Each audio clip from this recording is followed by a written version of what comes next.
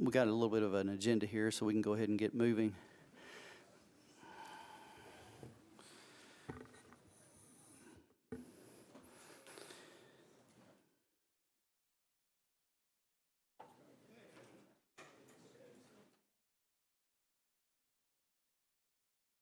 Mike, this one right here on public hearing. Do I need to do anything special about that? All right. First bill up is Bill BL 2019-1645. Approves an amendment to the Arts Center redevelopment plan, to the Bordeaux redevelopment plan, to the Casey Place redevelopment plan, to the Central State redevelopment plan, to the Jefferson Street redevelopment plan, to the Phillips Jackson redevelopment plan, to the Rutledge Hill redevelopment plan, and to the Skyline redevelopment plan. Get a motion. Moved properly seconded. Councilmember Mendez. Thank you, Councilmember Roten. Finally, tomorrow we're going to have the public hearing on 1645, and I'm going to ask that it get passed on second reading. This is one of the two main bills that comes out of the tax increment financing study group, and we haven't had a chance to talk about it in budget and finance yet. And just briefly, I can explain what the bill does. So it would amend 8 redevelopment plans to make a series of changes that are designed for greater transparency, better sharing of money between development loans and Metro, and greater responsiveness to the public and the Metro Council. The first major change would be that for new loans in each of these 8 districts, there would be a standard set where only 75% of the tax increment would be used for development loans and the rest would be retained by Metro, which is different than what the current practice is. Currently, the practice is to, for loans that are older than 2016, it's 100% of the increment for almost all the loans is used to pay loans and none for Metro.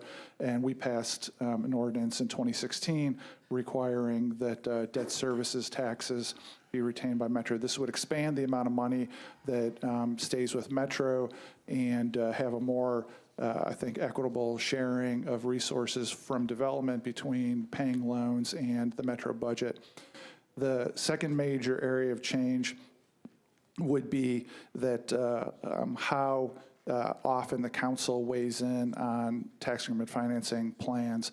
As things exist now, once plans were created, they go on for 30 or more years, and during that time period, the Metro Council has no say in any component related to new loans in any way, shape, or form. This would make a pretty significant change to require that every plan be reassessed by the council and MDHA every 7 to 10 years. And the reassessment would require that there be a new agreement between MDHA and the council on the goals for tax increment financing loans.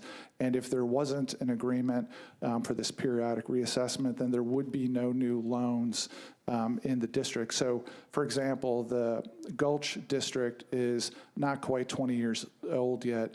I think that if this law had been in effect when the Gulch district was first reassessed after the first 7 to 10 years, most people would have felt like the Gulch was a work in progress, whereas now, pushing 20 years later, most people would agree the Gulch is pretty much done. And I think this would provide an opportunity where if there isn't an agreement for continued loans in the district, rather than playing out the full 30 years, every 7 to 10 years, the council and MDHA would have to have a discussion about it.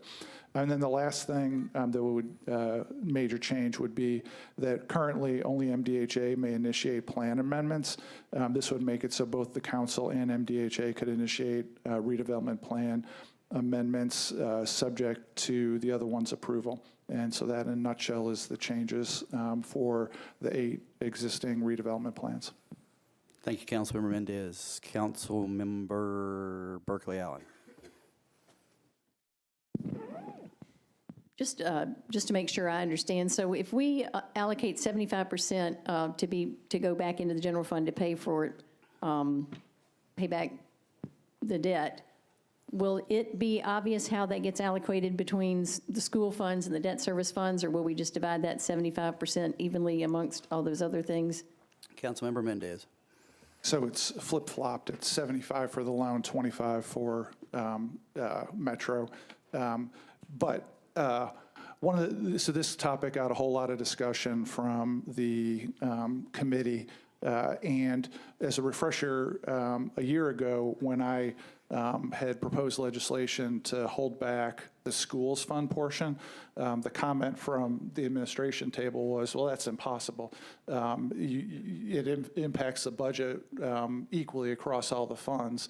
And so that was the position a year ago. And then we've got the current refinancing that got announced 14 days ago to find more money for schools, where it appears that you can dedicate TIF refinancing money directly for schools.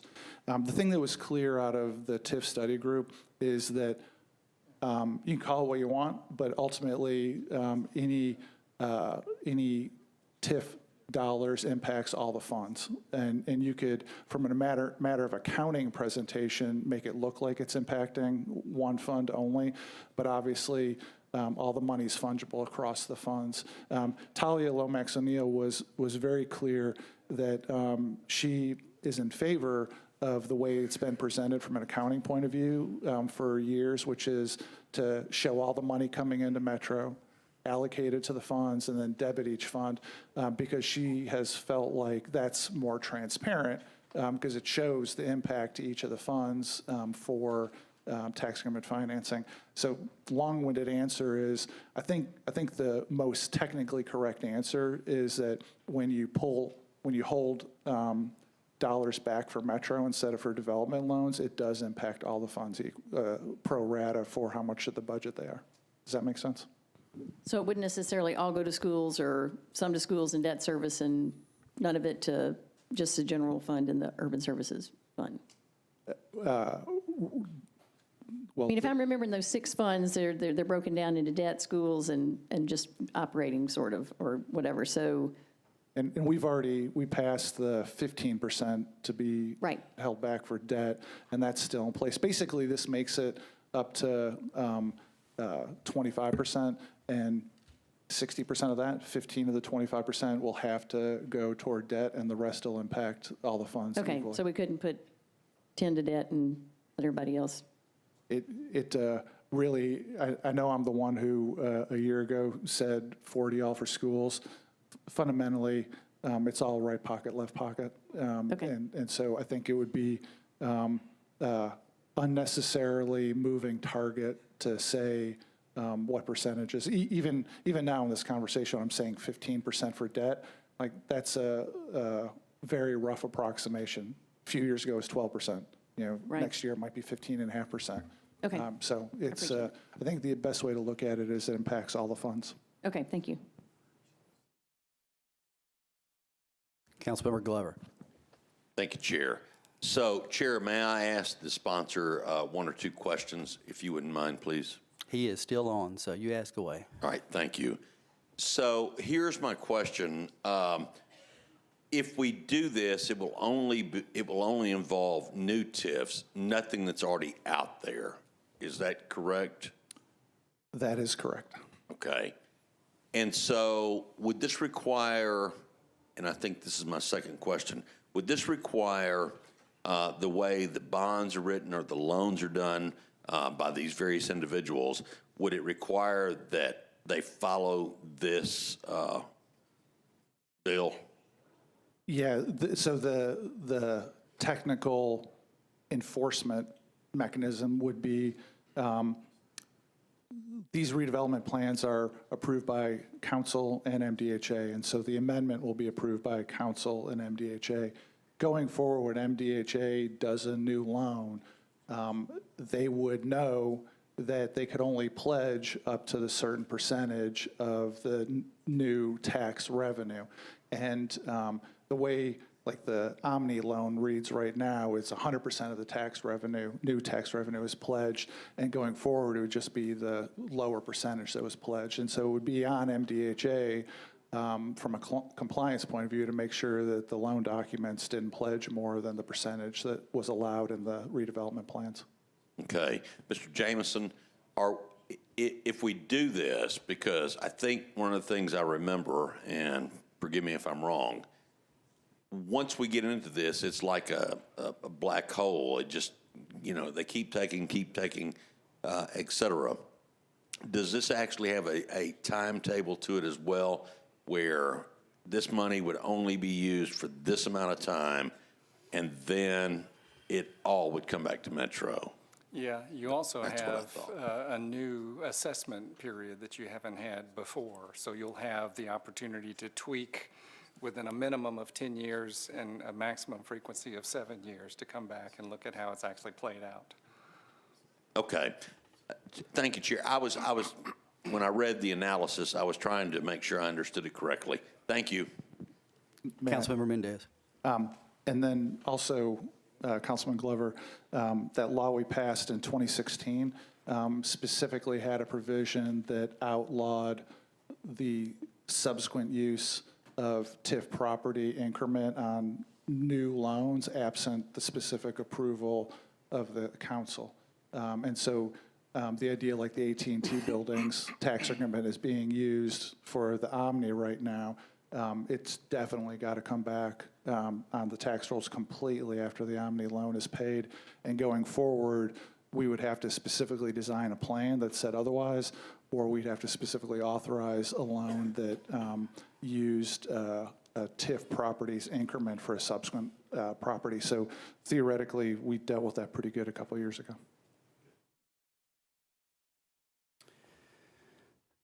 Thank you, Councilman Glover. Seeing no one else in the queue, unless we have any other questions, we have a motion properly seconded. All in favor?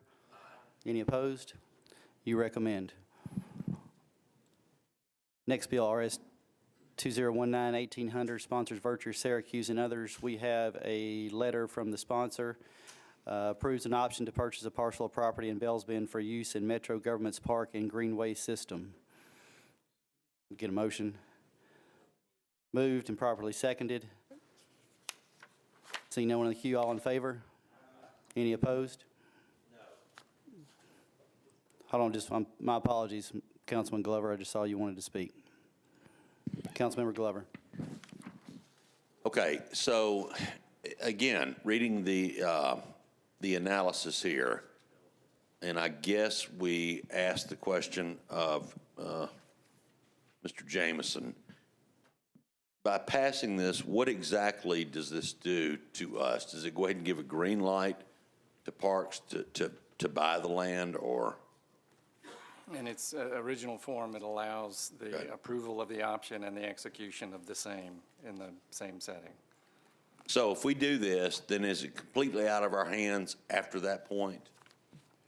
Unamended, it is, correct. Okay, I'm still a no.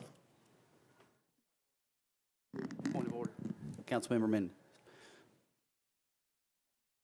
Go ahead, I'm sorry. I had tuned out on this one because I was going off the agenda, which shows that the Budget and Finance Committee already approved this. Yeah, it's not on my agenda. That's my apologies, because it's on my. All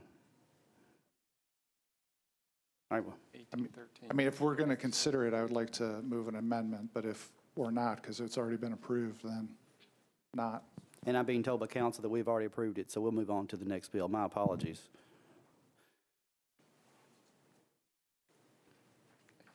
1813, is that your next one? Yep, Yeah. 2019-1813, sponsors Virtue and Pulley. We have a letter to approve.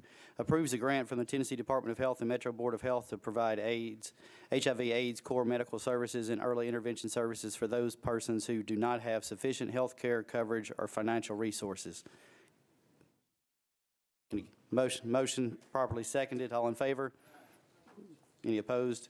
You recommend. RS 2019-1814, sponsors Virtue, Pulley, and Allen. We have a letter to approve.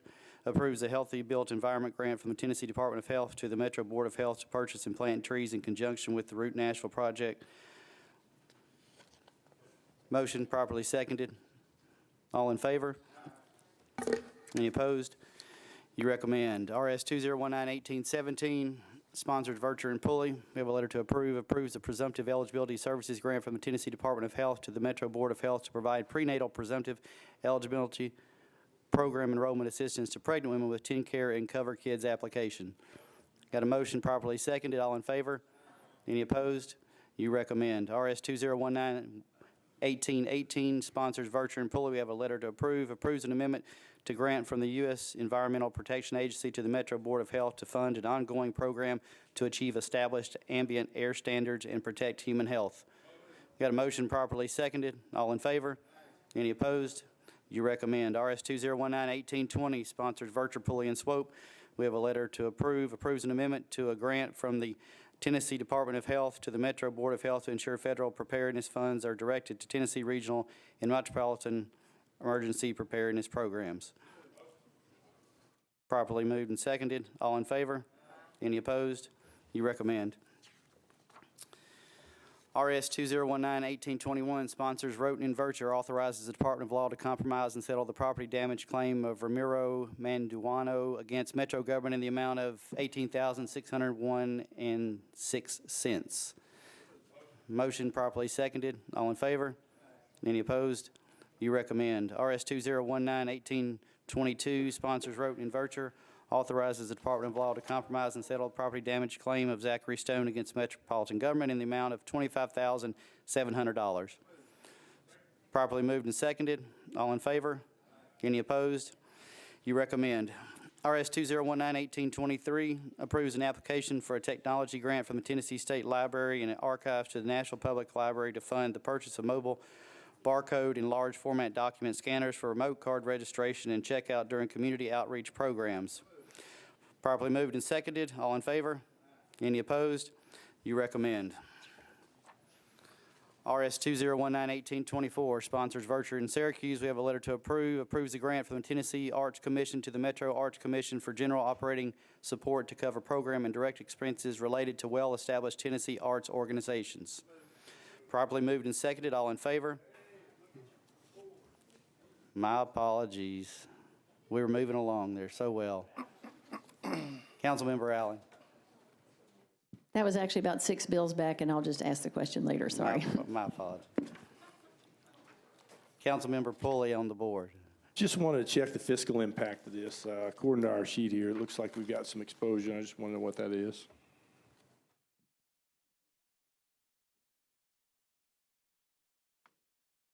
We have someone coming to the mic. And you're recognized. Please state who you are for the folks at home. Hi, I'm Ian Myers with the Arts Commission. Janine Cristiano with the Arts Commission. How you doing? And your question was the fiscal impact of the... Yeah, it's looks like we've got some kind of a local match here of some sort. I'm just wondering what it is that we would be responsible for as it relates to this, or if any. That's correct, Councilman. It's a operational support grant, and so any operations that we have, we're allowed to show as cash match.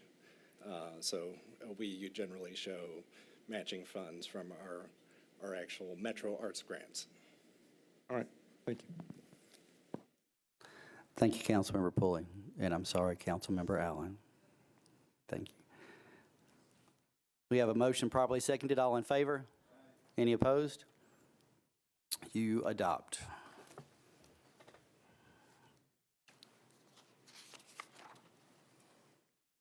RS 2019-1825 approves an application for an emergency management performance grant from the Tennessee Emergent Management Agency to the Office of Emergency Management to subsidize the emergency management program.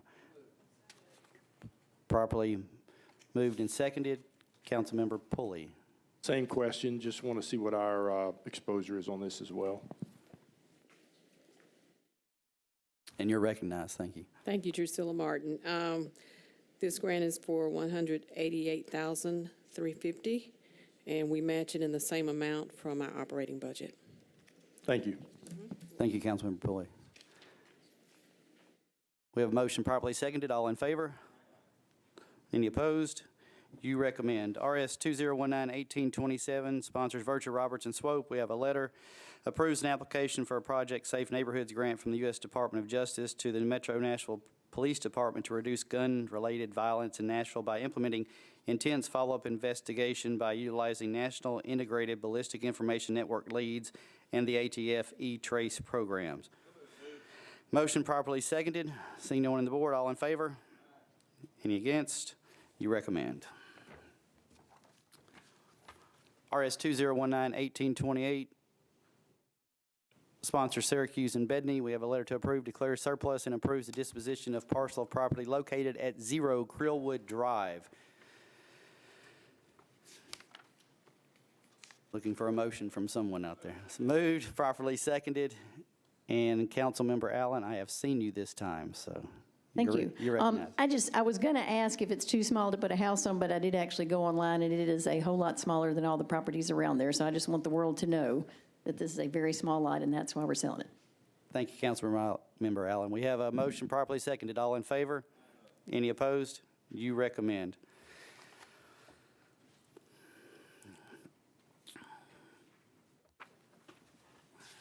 What do I have to do on this one? Do I have to suspend the rules? No, you'll suspend the rules on the floor, but you can take it up now. All right. We have a late filed resolution from Councilmember Hall, designates as park property the parcel to be acquired pursuant to resolution number 2019-1800. Moved, properly seconded. Councilmember Hall, you're recognized. Yes, it's late file amendment. It just actually is a housekeeping issue also.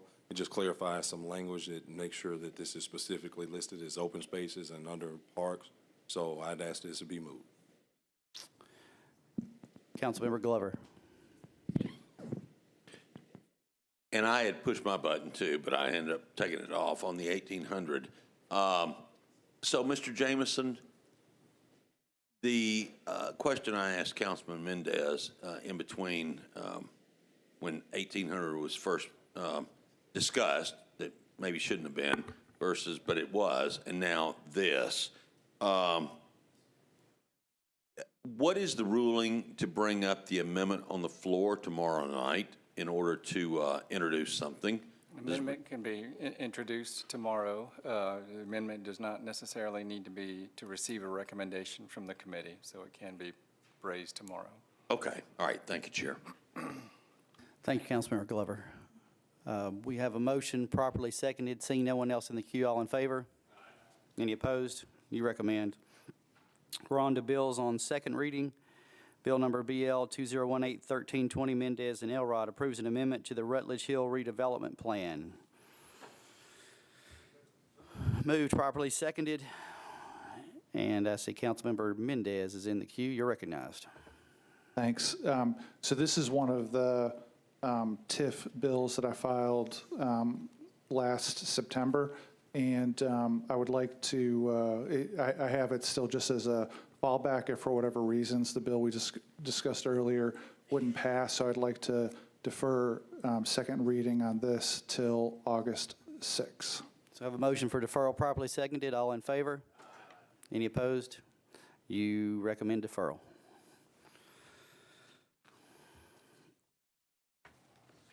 BL 2018-1328, Mendez, Cooper, and Henderson amends the Metro Code regarding tax increment financing, development, and redevelopment plans.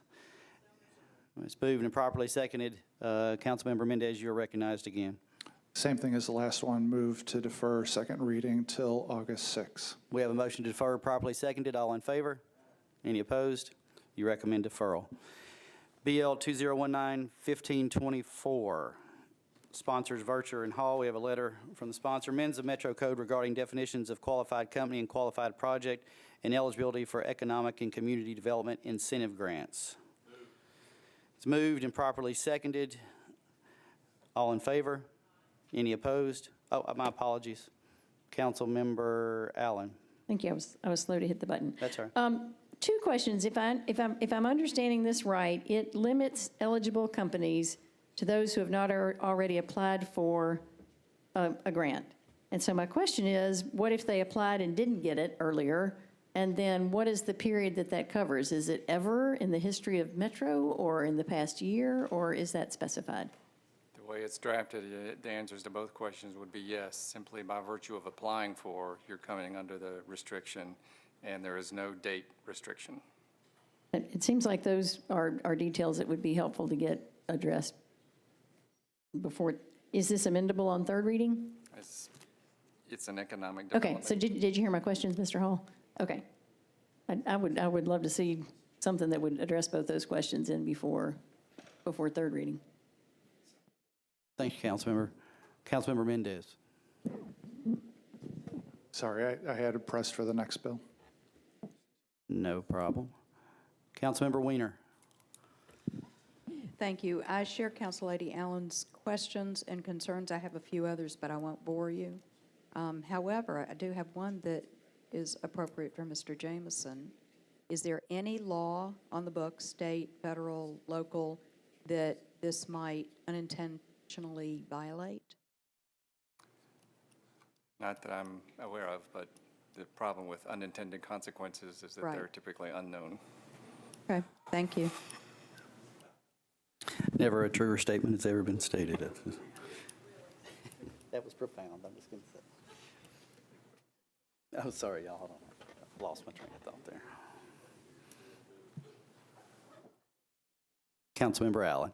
Thank you for recognizing me again. I would ask if we could refer, since it's been, when it comes back with the amendment, if we could hear it again. So we have a motion for approval with re-referral to Budget and Finance, properly seconded. All in favor? Any opposed? You recommend.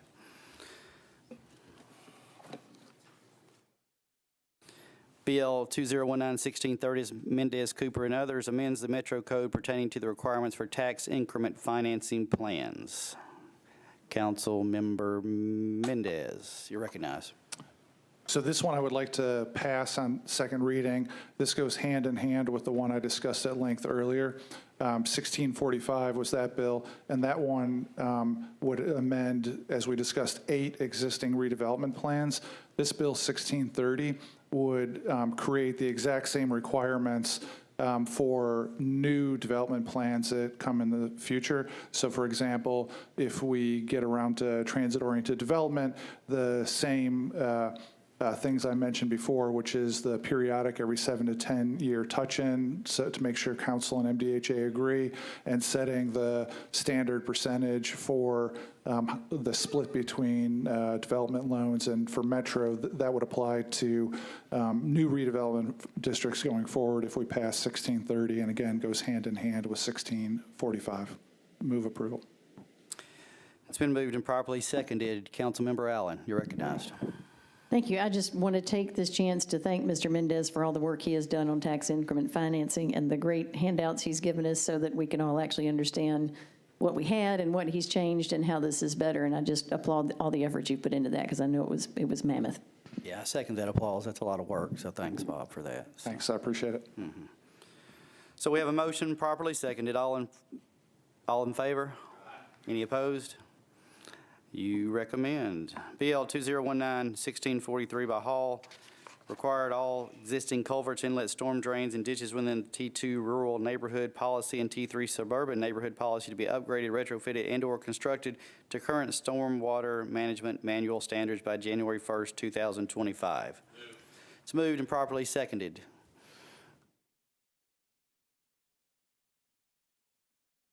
Councilmember Weiner, you're recognized. I would appreciate it if there was somebody from Water here that could comment on the expense and any other consequences of this, please. I see Mr. Honeysucker Mosey in this way. John Honeysucker, Metro Water. I would like to actually defer this question to Councilman Hall, who wanted to elaborate a little bit on this before I went into detail on it.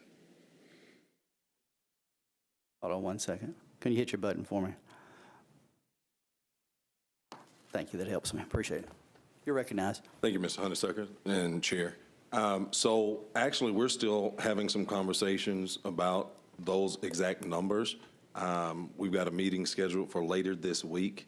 And so we can ask Mr. Jameson about being amended on third reading but we've deferred it once. I have no problem doing it again so that we can have that meeting on Thursday and complete that information that you're requesting. I think that would be pertinent to all of us. Mike, can we defer it? With a suspension, you can. It's not automatic. I move to suspend the rules, to defer. So when there's an amendment, you'll suspend at that point. You can defer it now without suspension. I thought you were Okay, asking. then I move to defer, Is a deferral for, unless the sponsor wants to do it. We can defer and re-refer back to Budget and Finance and Public Works. so we have a motion to defer with a re-referral to Budget and Finance properly seconded. All in favor? August 6th. August 6th. And we've got a couple people in the queue. Is it on the deferral or is it, so we'll take up folks. Councilmember Glover, you're recognized. Thank you, Chair. The one thing I didn't hear was, is it amendable on third or is it not? Not typically, but with a suspension, it could be. Okay. So I'm going to direct this to the sponsor one time, if you don't mind, Chair. So you feel like that if this gets deferred now, you've got enough time to finish this in the next 2 meetings, which is all we have left, correct? Correct. So Okay. we've got a meeting scheduled for later in the week with Public Works and Water. I believe we're close to getting where we need to be. This has been a long, ongoing process, and actually it'll follow up to another piece of legislation, so I think we'll be okay. Okay. All right. Thank you, Chair. Councilmember Allen. Thank you. I'm wondering if that time would also give us the possibility just to get some kind of idea of any assessments there might be of the condition of these culverts, or at least some information of how these compare with others or something, just to know. Councilmember Hall, I don't know if you can answer that or if you want to go to Metro Water. So we'll actually go back to Mr. Honeysucker on this, but just for note, part of the conversation is stemming from budget hearings where we know that there is a 10-year plan. So this is trying to get those correct numbers and information so that this may be added to that 10-year plan. Mr. Honeysucker, please. In regards to the culverts, if you want to know if we keep a log of that, it would take an extreme amount of research in order to get you the information in regards to the culverts that we have throughout the county, and to look at the history on each one. That does require a lot of time and research. Realistically, as I shared with Councilman Hall, that's something that would take a while to get to you if we even started on that. Councilmember Allen. So perhaps would it be more useful then to ask if there's a list of complaints that have been issued that could be sort of, put in the category of these are complaints that probably come from an inadequately sized or a crushed culvert or something like that? Is that information that might be more readily available? Yes, ma'am. Well, that might be handy to have then. Yes. Okay, thank you. Thank you. Councilmember Hall, do you have anything else? No, Chair. All right, we have a motion to defer with a re-referral to Budget and Finance. All in favor? Any opposed? You recommend deferral 1 meeting.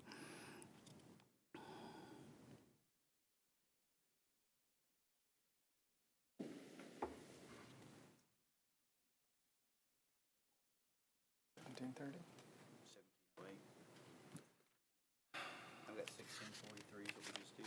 Yeah. And now the next one is 1708. What have you got? I got 1730, but you got 1708. Back to it. BL 2019-1730, sponsors Wiener, amends the Metro Code to require a public hearing after the introduction of a substitute operating budget which proposes an increased property tax levy. Moved and properly seconded. Councilmember Wiener, you're recognized. Thank you, Chair. I appreciate it. What you will hear tomorrow night is the same thing you're going to hear now. So I apologize in advance for having you hear it twice. Clearly, there's a lot of frustration surrounding our budget process and the outcomes due to the budget process. And it's been made abundantly clear over the last several years, and most notably the last 2. Today, our budget is hundreds of pages more, and the scope of Metro government is much greater than when our budget process was first established. Yet the time frame to complete our budget hearings, our reviews, and our vetting has not changed. In order to facilitate my recommendation that we not consider a substitute budget that hasn't been the focus of a public hearing, it would best be addressed within the scope of a new council process. The time upon us right now, and additionally because I've been gone for the last month dealing with another issue, doesn't allow us to do everything that needs to be done to make this realistic. Having said that, we need to talk about consistency. We need to talk about a process that we follow year over year that allows for all nonprofits to be required to go through the same process to be considered for grants, and for the substitute and the budget to provide us a timeline to allow for us an opportunity to do our jobs comprehensively and to allow our constituents to clearly see how we are looking to spend their money. So while I propose this to highlight the very real need for change by suggesting just the tip of the iceberg, and had intended to address this over the last month, which I unfortunately, as I said, had to miss, I'm going to withdraw this at this time. So I'm going to move to withdraw. The council clearly needs to put this issue at the forefront of our priorities in the next term. So we have a motion to withdraw properly seconded. We have Councilmember Glover, you're in the, do you need to speak to this? Please. You're recognized. So while I appreciate it's being withdrawn, I'm going to ask my original question and then add one since hearing the motion to withdraw. If this were to pass, Mr. Jameson, does it change the timeline, or what exactly would this do? And if the timeline does not change, what is a way to make this, I guess, effective on having a second public hearing? And I doubt any of us would really relish that thought. However, I understand, I think, the intent. So a lot of the way that the budget chair functions is more of a function of tradition and not specific ordinance or code provision. But the budget chair, everyone does it slightly differently, but typically they'll conduct the department hearings through the month of May. They'll have council work sessions and workshops and figure out priorities. And it's just as a matter of getting through those elements, they are not submitting the substitute until close to the third reading. So this year it was submitted, the chair's substitute was submitted on the 18th. So because you've got a deadline of the 30th to adopt or else, that leaves precious little time for purposes of scheduling an additional public hearing and the notification requirements that would go before that. The risk with this provision is not only the ability to get that done, but that the last couple of years we've had additional substitutes where the sponsors nevertheless deferred to the customary role of the chair and let that go first, so to speak. You could have somebody simply refrain from that courtesy and submit it as the first substitute and have the public hearing, additional public hearing. That's not to say any of that is impossible. It would be a departure from tradition, for lack of a better term. We would simply then probably submit some suggested timeline by within which any substitute introducing an increased levy be submitted in order to schedule the public hearing and have the time for that. Okay. So, and I guess what I'm trying to figure out is, even if we wait until the next council to take this on, or whoever's here waits to take this on, it's not going to change the timeline at all, would it? As far as, because the charter says, okay, and as far as this being amendable, as an example, because I was confused at the last budget where, I thought we were only allowed 2 substitutes. And apparently, we're allowed more than that. I just don't remember it in the history. And I guess I would address this to the sponsor of the bill. Is there a possibility to defer as opposed to completely withdraw if we're allowed to amend this to get a little more clarification on the budget and how substitutes have to work and what, I mean, I think we have the timeline clearly spelled out. Councilmember Glover, we have a motion on the floor to withdraw. It's been Okay. properly seconded, All right. so the sponsor would have to, and she is shaking her head no. So we have a motion to withdraw on the floor. And Councilmember Mendez, is this on the motion to withdraw? Councilmember Mendez, you are recognized. I'll keep it to under a minute. I do appreciate the sponsor's intent on this. I definitely appreciate the sponsor's comment about withdrawing to have it be part of a broader conversation about the budget process. And just for, in response to Councilman Glover's comments, if this had been the rule, then for the last 2 years, I had my substitute ready to go by the end of May, and out of deference to the idea of letting Budget and Finance Committee Chair go first, held it back. I would never have taken the chance of trying to set up a scheduled second hearing by waiting. I absolutely would have introduced mine by the end of May to make it in time for the already scheduled hearing. And I don't think any of us would intend to try to get individual council members in an arms race to see who could propose something first. And so I think Council Lady Wiener's point about trying to address this as a broader discussion about the process is a good one. Thank you. We have a motion to withdraw, properly seconded. All in favor? Any opposed? You recommend withdrawal.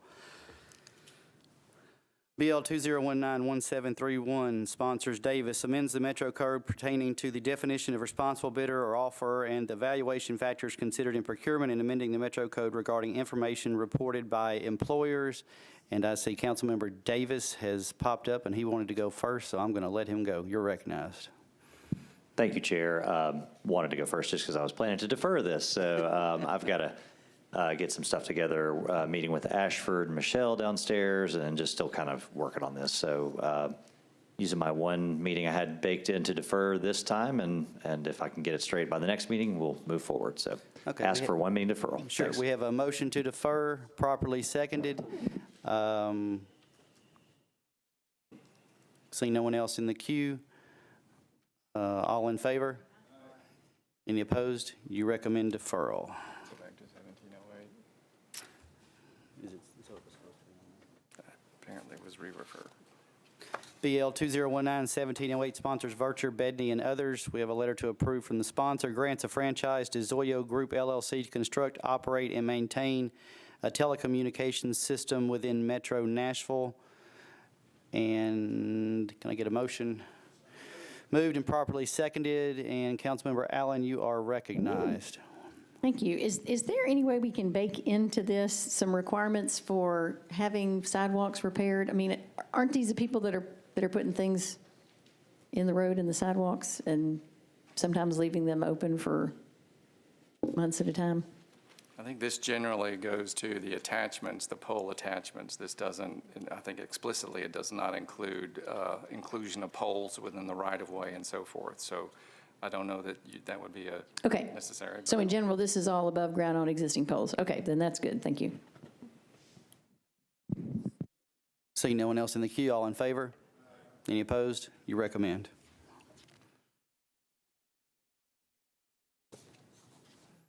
BL 2019-1735, sponsors Roten and Vircher, establishes a public stormwater quality project fund to implement projects that benefit stormwater runoff quality, and approves the Metro Department of Water and Sewerage Services regulations governing the payment into the public stormwater quality project fund for development projects unable to comply with existing water quality standards. Got a motion properly seconded. All in favor? Any opposed? You recommend. We have a late filed ordinance from Dow, amends a Metro Code authorizing an increase in the assessment rate for South Nashville Central Business Improvement District for Metro Nashville. Councilmember Dow, you're recognized. Did I press my button? No, this is just a late filed. I didn't know if you wanted to say anything about okay, it. I'll just tell you what it is. This legislation pertains to our C bid. As you know, we put this together a few years ago, and it's simply doing one thing. It's just, we recently had our meeting, and we're going in and changing the assessment rate. So this does not impact any tax dollars or anything like that. The only thing that it's doing is those property owners within that development district, they've met and decided upon a rate for their development. So this will be paid by the people within this development zone, and they're all in agreement with it. The nature of the late file is that the proceeds from these dollars are building the roads, and so we want to move forward with going ahead and getting that money secured so we can move on building those roads over there. So I ask that you all support this, and hopefully we can get this passed before I leave office. But we're just simply increasing the rate to $1 to accommodate for the increased cost of material and construction for this project. So I ask that you support it. And if you have any questions, I'll try to answer them. All right, we have a motion properly seconded. Seeing no one in the queue, all in favor? Any opposed? You recommend. That was the last item on our agenda. Unless anyone has anything to say or bring up, we are adjourned. Thank you, sir.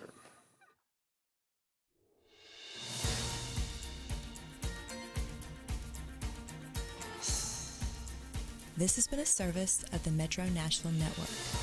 If you would like to see this presentation again, or for more information about this and other programs, visit nashville.gov.